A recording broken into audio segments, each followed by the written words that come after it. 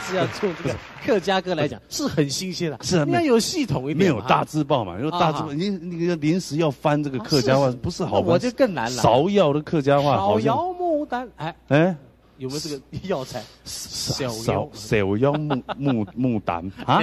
不过下次你要早一点准备，搞不好我还唱的字正腔圆。哎呀，不过说了说这个歌唱完，观众期待是又就是说笑，期待很久了。第二个来聊一个华山论剑。华山论剑，是比较古时代的。有一对这个师兄妹啊，常常在比剑，他们在一起练剑，练了半天啊，这个师兄老是输给师妹。哎呀，这个很不服气。终于有一天论师妹，咱们几月某年某月某日在华山下来论剑，看谁的剑技高人一等，那才是厉害。好，就这么一言为定，两个就走掉。到了那天啊，两个果然来赴约了。又来了，师妹，今儿个师哥就不客气了，希望我的剑技在你之上。师哥，您就别客气。师兄，我不见得就会输你，拔剑吧。好，拔出来以后，那我就不客气了。哎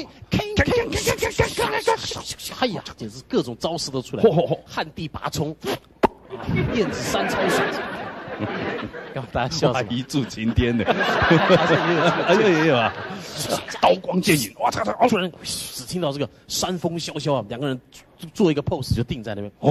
哈哈哈！师兄笑起来，师妹一看师兄转过头，抓了师妹一截袖子。你看这下你总该认输了，你的袖子一截都在我手上。师妹一笑，师哥您先别得意，您转过头来看看您的屁股，您的布料都被我留了好几刀。哎呦，什么？哎呀，真是一看裤子露出来了，划好几刀。哎呀，这样子裤子都破掉啊！师兄。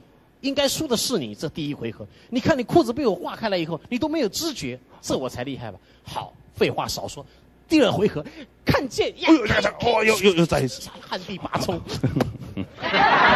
又一柱擎天啊！好像只有这几招，燕子山抄水弄完之后，哈哈哈哈！一回过头来一看，师兄手上抓了师妹的肚兜了，哈哈哈！哎，这一下你总该输了，肚兜被他抓出来了。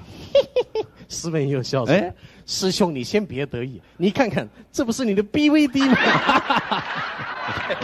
哎呀，太厉害了！师妹，这第二关我又输你了。哎呦，想不到我的内裤给您的宝剑掉下来了，我居然都没有知觉呢。但是您的剑技真高，少说废话，再看第三招，剑地拔葱。”旱地不是剑地啊！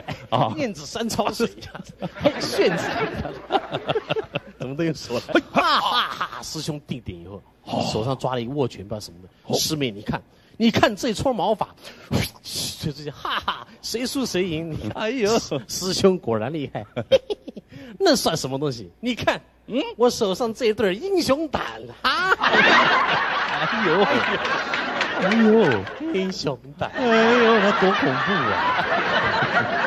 那结果，师兄的下场如何？哎，师兄的下场我是搞不太清楚，不过师兄这一辈子就没长出过胡子了。我这笑话说到这。